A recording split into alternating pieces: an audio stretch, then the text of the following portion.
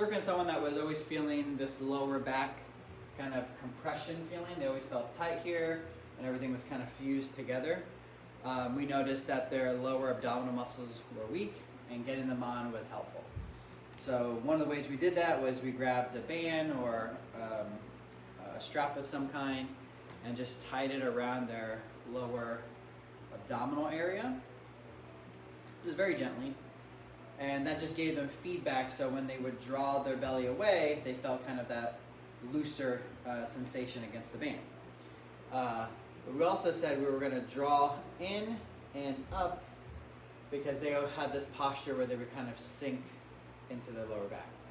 So we said draw the belly in and draw the belly upward. They felt taller as a result of that, and they just felt this lower chamber, lower abdominal muscle turning on. Very gently, you're not trying to go 100% with this.